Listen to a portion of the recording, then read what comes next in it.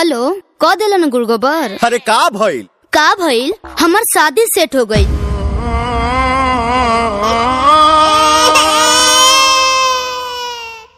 भैया ए भैया ता हो दिल अले माल दे दब दे था तब ते थाने में रहेला अब ताते माल देला सुन है ने ये दो थल आइडिया बताई ता ना ते अपन आइडिया अपने भेरी राख न त मार के मुंह फाड़ दे। अब हमार लीला देख।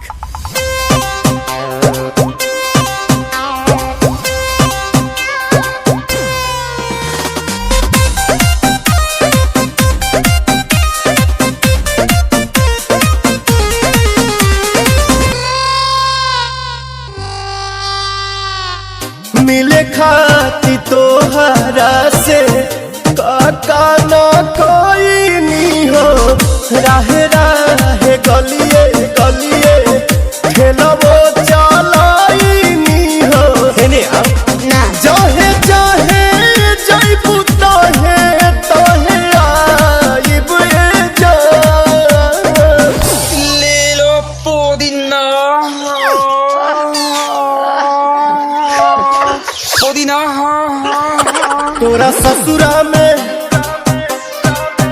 तोरा गलिया में मिले हम आइब ये जान तो ले लो पुदीना चिलाइब ये जान।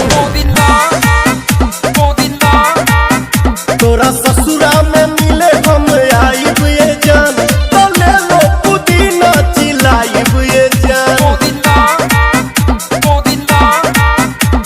अरे रबिया एकरा तो कोनो फर्के नहीं पड़त। बे लोता ना भौजी ते हम मनावतानी। हाँ मनाव जो एकरा के छोली ते दूध खुद बुदुलहरा एकरा के छोली ते दूध खुद बुदुलहरा और हम बाबा किली पा कली है कटतहु बियाहरा और हम बाबा किली पा कली है कटतहु बियाहरा।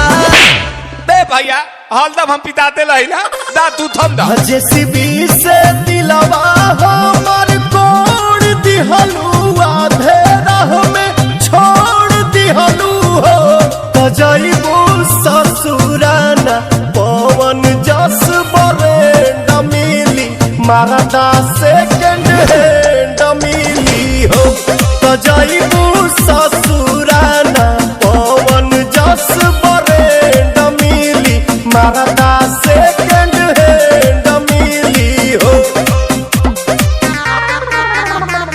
बाबूजी के पगड़ी गिरई कैसे जगह में नमः हंसाई कैसे।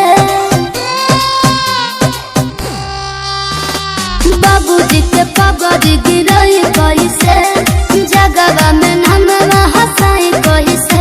काहे मोने मोने देत बड़ गहरिए जान बेचे के बहाने तारा कारिये जान तमिले खाती आइब ससुरारिये जान बेचे के बहाने तारा कारिये जान तमिले खाती आइब ससुरारिये जान। ता भैया ता मुँह दे लूं